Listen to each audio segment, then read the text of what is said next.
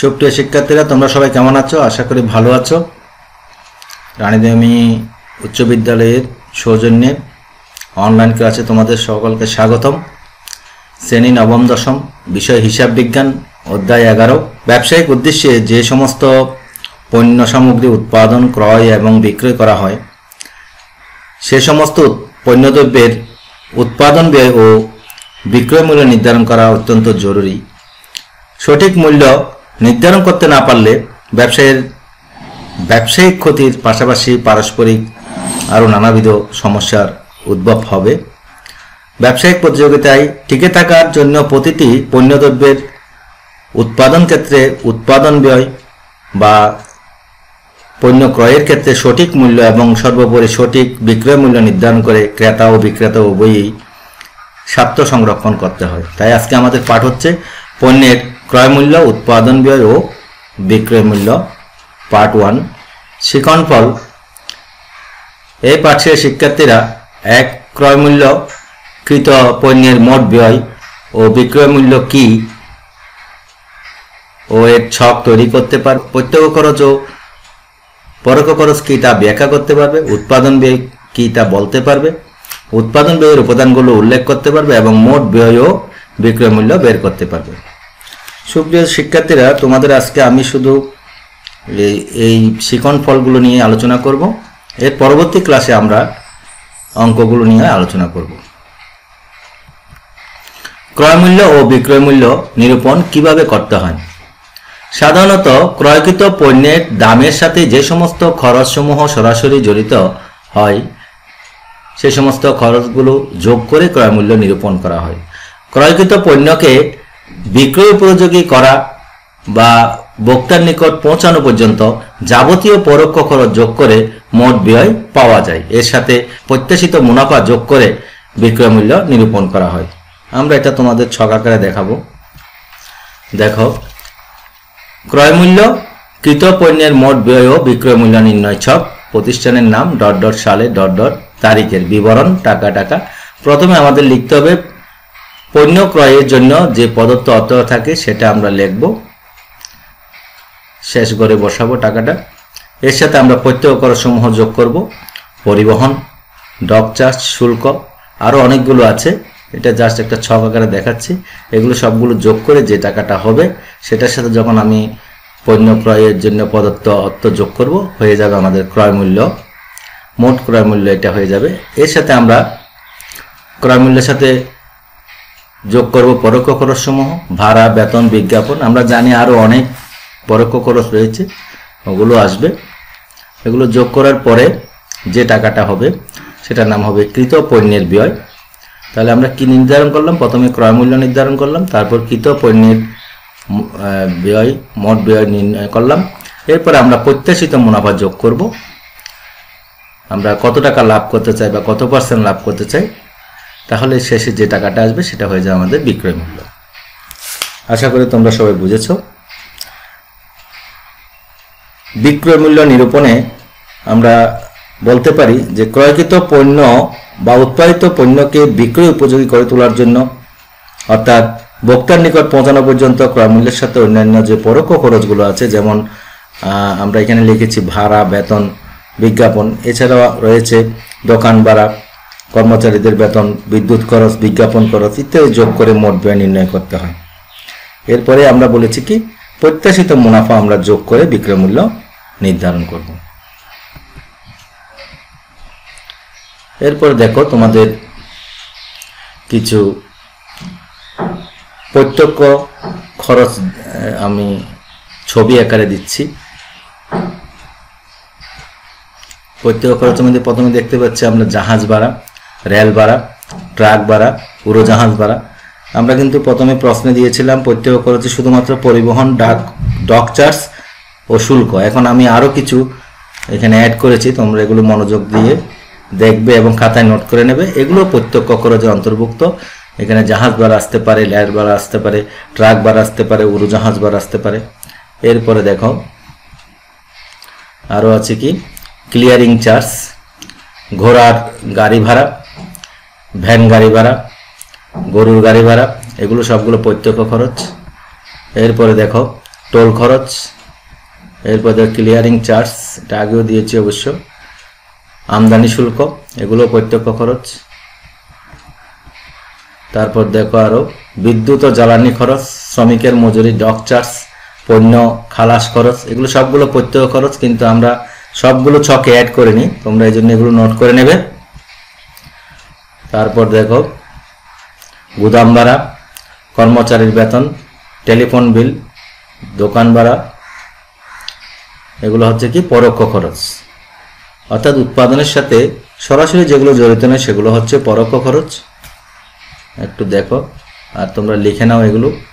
এরপরে আরও আছে সুদ, পাবলিক কমিশন, অনাদায়ী পাওনা, বহির্মুখী বহন খরচ, রপ্তানি শুল্ক, গণসংযোগ খরচ, অবচয় ইত্যাদি। এরপরে দেখো অফিস ভাড়া, তারপর আপ্যায়ন খরচ, তারপর হচ্ছে বিজ্ঞাপন, এগুলো সবগুলো হচ্ছে পরোক্ষ খরচের অন্তর্ভুক্ত। এরপরে আমরা আসব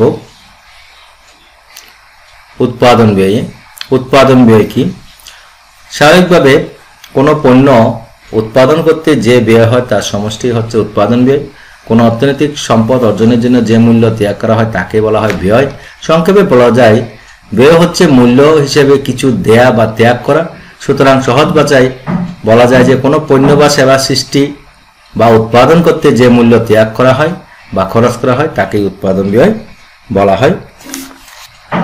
এরপর দেখো উৎপাদন ব্যয়ের যে উপাদানগুলো আছে সেগুলো আমরা একটু দেখি। কাঁচামাল, শ্রম বা মজুরি, আরোপণযোগ্য খরচ। তারপর দেখো কাঁচামালকে দুইটা ভাগে ভাগ করা হয়েছে, একটা হচ্ছে প্রত্যক্ষ কাঁচামাল, একটা পরোক্ষ কাঁচামাল। শ্রমকে বা মজুরিকেও দুই ভাগে ভাগ করা হয়েছে, একটা হচ্ছে প্রত্যক্ষ মজুরি আর একটা হচ্ছে পরোক্ষ মজুরি। আর আরোপণযোগ্য খরচকে দুই ভাগে ভাগ করা হয়েছে, এটা একটা হচ্ছে প্রত্যক্ষ খরচ ও আরেকটা হচ্ছে পরোক্ষ খরচ। তাহলে আমরা একটু প্রত্যক্ষ কাঁচামালটা একটু দেখি। প্রত্যক্ষ কাঁচামাল, পরোক্ষ কাঁচামাল, যেমন বই উৎপাদনে কাগজ, আসবাবপত্র তৈরিতে কাঠ, চটের জন্য পাট, চিনির জন্য ইক্ষু, সুতার জন্য তুলা কিংবা কাপড়ের জন্য সুতা, এগুলো হচ্ছে প্রত্যক্ষ কাঁচামালের উদাহরণ। অর্থাৎ যে কাঁচামাল উৎপাদিত পণ্যের প্রধান উপাদান এবং এর খরচ সহজে ও সরাসরি উৎপাদিত দ্রব্যের ব্যয়রূপে চিহ্নিত করা যায় তাই হচ্ছে প্রত্যক্ষ কাঁচামাল। তাহলে আমরা প্রত্যক্ষ কাঁচামালের উদাহরণ পেলাম। এবার আসি পরোক্ষ কাঁচামালে। পরোক্ষ কাঁচামাল কোনগুলো? যেমন শার্ট তৈরির জন্য সুতা বা বোতাম, আসবাবপত্র তৈরির জন্য প্যারেক, জুতা তৈরির আটা ইত্যাদি, এগুলো হচ্ছে পরোক্ষ কাঁচামাল। প্রত্যক্ষ কাঁচামাল বাদে অন্য সমস্ত ধরনের মালামাল লই পরোক্ষ কাঁচামাল বলে। অর্থাৎ যেসব কাঁচামাল উৎপাদনের জন্য সরাসরি জড়িত নয় সেগুলো হচ্ছে পরোক্ষ কাঁচামাল। তারপর আমরা আসি শ্রম মজুরি, এটাকেও দুই ভাগে ভাগ করা হচ্ছে, প্রত্যক্ষ শ্রম মজুরি ও পরোক্ষ শ্রম মজুরি। এখানে আমরা ছবিতে দেখতে পাচ্ছি কারখানায় শ্রমিকের মজুরি। আমরা একটু বিশ্লেষণ করি প্রত্যক্ষ শ্রম বা মজুরি কি। কোনো দ্রব্য উৎপাদন করতে সরাসরি যে শ্রম জড়িত থাকে তাকে প্রত্যক্ষ শ্রম বলে। অর্থাৎ যেসব কারখানার শ্রমিক কাঁচামাল থেকে পণ্যকে সম্পূর্ণ উৎপাদনের দিকে নিয়ে যায়, অথবা যারা আংশিক উৎপাদন স্তর থেকে আরম্ভ করে উৎপাদনটিকে পূর্ণতা দিয়ে থাকে তাদের মজুরিকে প্রত্যক্ষ মজুরি বলে। যেমন পাট কলে শ্রমিকের মজুরি, কাপড় বয়নের মজুরি, আসবাবপত্র প্রস্তুতের মিস্ত্রি কাজ ইত্যাদি। এরপরে আসি আমরা পরোক্ষ শ্রম বা মজুরি। যেমন গার্মেন্টস কারখানার ম্যানেজারের বেতনকে পরোক্ষ শ্রম বলা হয়।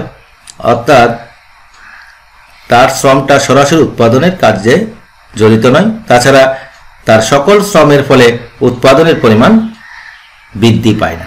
আরোপণযোগ্য খরচ, এখানেও দুই ভাগে ভাগ করা হয়েছে, প্রত্যক্ষ খরচ এবং পরোক্ষ খরচ। আমরা ছবিতে দেখতে পাচ্ছি দালান কোঠা নির্মাণে বিশেষ কংক্রিট মিক্সারের ভাড়া। অর্থাৎ প্রত্যক্ষ খরচগুলো কিরকম? প্রত্যক্ষ কাঁচামাল বা মজুরির আওতাভুক্ত না হয়েও যে সকল খরচ পণ্যের সাথে সরাসরি চিহ্নিত করা যায় তাকে আমরা প্রত্যক্ষ খরচ বলি। এই খরচগুলোকে আরোপণযোগ্য খরচ বা চার্জেবল এক্সপেন্সেস বলা হয়, যেমন দালান কোটা নির্মাণে বিশেষ কংক্রিট মিক্সচারের ভাড়া, স্থাপত্য নকশা প্রণয়ন খরচ, জুতা তৈরির জন্য বিশেষভাবে প্রস্তুত করা ফর্মা বা পায়ের ছাঁচ, কোনো চুক্তির ঠিক কার্য পাওয়ার জন্য যে খরচ, যেমন দরপত্রের ক্রয় মূল্য, ভ্রমণ ব্যয় ইত্যাদি। এরপরে আমরা পরোক্ষ খরচ হিসেবে দেখতে পারি যে ব্যয় উৎপাদিত প্রত্যেকটি পণ্যের জন্য আলাদাভাবে চিহ্নিত করা যায় না তাকে পরোক্ষ ব্যয় বলে। যেমন একটি টেবিল তৈরি করতে কতটুকু পেরেক খরচ হয়েছে তা চিহ্নিত করা যায় না। এই ধরনের ব্যয়গুলোকে পরোক্ষ ব্যয় হিসেবে গণ্য করা হয়। সাধারণত কোনো প্রতিষ্ঠানের সামগ্রিক ব্যবস্থাপনার জন্য এবং এর অভ্যন্তরে বিভিন্ন প্রকারের সহায়ক কাজ ও সরবরাহ অব্যাহত রাখার জন্য পরোক্ষ ব্যয় সংগঠিত হয়ে থাকে। আমরা অবশ্য এই পরোক্ষ খরচকে আরো 3টি ভাগে ভাগ করতে পারি। একটা হচ্ছে কারখানা উপরিব্যয়, আরেকটা হচ্ছে প্রশাসনিক উপরিব্যয়, আর একটা হচ্ছে বিক্রয় উপরিব্যয়। এরপরে আমরা আসি উৎপাদনের ব্যয়ের উপাদানগুলো দ্বারা নিম্নলিখিতভাবে মোট ব্যয় এবং বিক্রয় মূল্য বের করা যায়। আমরা এই ছকটা ভালো করে শিখব এবং দেখব। দেখো, প্রথমে আছে মুখ্য ব্যয়। মুখ্য ব্যয় সমান কি? প্রত্যক্ষ কাঁচামাল যোগ প্রত্যক্ষ শ্রম যোগ প্রত্যক্ষ খরচ। পরীক্ষার প্রশ্নে আসলে মুখ্য ব্যয়ের সূত্রটি লেখো, তখন আমরা এটা বসিয়ে দিতে পারবো। এবং তখন আমরা এই যে একটু আগে আলোচনা করলাম প্রত্যক্ষ কাঁচামাল কি, প্রত্যক্ষ শ্রম কি, প্রত্যক্ষ খরচ কি, সেই সমস্ত খরচগুলো আমরা যোগ করে মুখ্য ব্যয়টা পেয়ে যাব। সূত্রগুলো মনে রাখবে। তারপর দেখো উৎপাদন ব্যয়। এখানে যে আমরা প্রত্যক্ষ কাঁচামাল, প্রত্যক্ষ শ্রম, প্রত্যক্ষ খরচ যোগ করে আমরা পেয়েছি মুখ্য ব্যয়। সেই মুখ্য ব্যয়ের সাথে আমরা কারখানা উপরিব্যয় যদি যোগ করে দিই তাহলে হয়ে যাবে উৎপাদন ব্যয়। তাহলে আমরা একটু কারখানা উপরিব্যয়টা নিয়ে একটু আলোচনা করি। এটা অবশ্য আলোচনা করা হয়নি প্রথমে। কারখানা উপরিব্যয়। কারখানায় ব্যবহৃত প্রত্যক্ষ কাঁচামাল এবং প্রত্যক্ষ শ্রম ব্যতীত উৎপাদনের অন্য যাবতীয় পরোক্ষ খরচকে কারখানা উপরিখরচ বলা হয় বা কারখানা উপরিব্যয় বলা হয়। যেমন কারখানা ভাড়া, অগ্নি বীমা, কারখানা বীমা খরচ, বিদ্যুৎ ও পানি সরবরাহ খরচ, জ্বালানি খরচ প্রভৃতি। তাহলে দেখো, আমরা এই কারখানা উপরিব্যয়ের সাথে যখন মুখ্য ব্যয় যোগ করে দিয়েছি তখন হয়ে যাচ্ছে উৎপাদন ব্যয়। এরপরে আমরা আসবো মোট ব্যয়। মোট ব্যয়টা কিভাবে হবে? এখানে যে আমরা মুখ্য ব্যয় এবং কারখানা উপরিব্যয় যোগ করে যে উৎপাদন ব্যয় পেয়েছি সেই উদ্দীপ্তটা এখানে নিয়ে আসবো উৎপাদন ব্যয়। অর্থাৎ উৎপাদন ব্যয়ের সাথে আমাদের প্রশাসনিক ব্যয় যোগ করতে হবে আর বিক্রয় উপরিব্যয় যোগ করতে হবে। এবার আসি আমরা প্রশাসনিক ব্যয়টা কি জিনিস। অফিস ও প্রশাসন সংক্রান্ত খরচকে আমরা প্রশাসনিক খরচ বলে থাকি। অর্থাৎ সমগ্র ব্যবসায় প্রতিষ্ঠানে পরিচালনা ও অফিস ব্যবস্থাপনার সাথে জড়িত পরোক্ষ খরচসমূহকে প্রশাসনিক খরচ বা উপরিব্যয় বলা হয়। যেমন অফিস কর্মচারীদের বেতন, অফিসের ভাড়া এবং অফিস সংক্রান্ত অন্যান্য ব্যয় যেমন ডাক ও তার, টেলিফোন ও বিদ্যুৎ, ছাপা ও মনিহারি, যাতায়াত খরচ, আইন খরচ, এগুলো তোমাদের মনে রাখতে হবে। কারণ পরীক্ষায় প্রশাসনিক উপরিব্যয় আসলে এটা যখন প্রশাসনিক উপরিব্যয় আমাদের উৎপাদন ব্যয়ের সাথে যোগ করতে হবে তখন কি কি জিনিস আমি বলেছি এটা মনে রাখবে, তাহলে সহজে অঙ্কগুলো করতে পারবে। এরপরে আসে আমরা বিক্রয় উপরিব্যয়। এটা যোগ করলেই মোট ব্যয় হয়ে যাবে। বিক্রয় উপরিব্যয় হচ্ছে তৈরি মাল বিক্রয় এবং বিতরণের জন্য প্রয়োজনীয় যাবতীয় খরচকে বিক্রয় ও বিলি খরচ বলি। এই ধরনের খরচ সাধারণত পণ্যের ফরমাইশ সংগ্রহ, নতুন বাজার সৃষ্টি, পুরাতন বাজার বজায় রাখা ও খরিদ্দারকে আকৃষ্ট করার জন্য করা হয়ে থাকে। যেমন বিজ্ঞাপন খরচ, শোরুম ভাড়া, বিক্রয় পরিবহন, বিক্রয় ম্যানেজার বা প্রতিনিধিকে প্রদত্ত বেতন বা কমিশন, বিক্রয় অফিস সংক্রান্ত যাবতীয় খরচ ইত্যাদি। এই যে আমি এতগুলো পড়া বললাম খরচগুলো, সেগুলো সবগুলো সুন্দর করে লিখে নেবে, তাহলে তোমরা বিক্রয় উপরিব্যয় করতে আর সমস্যা হবে না। আবার বিক্রয় পরবর্তী সময় তাকে পণ্যের সার্ভিসিং ও মেরামতের জন্য বা পণ্য বদল করে দেওয়ার জন্য যে খরচ হয় তাও কিন্তু বিক্রয় উপরিব্যয়ের অন্তর্ভুক্ত হয়। এরপরে আসো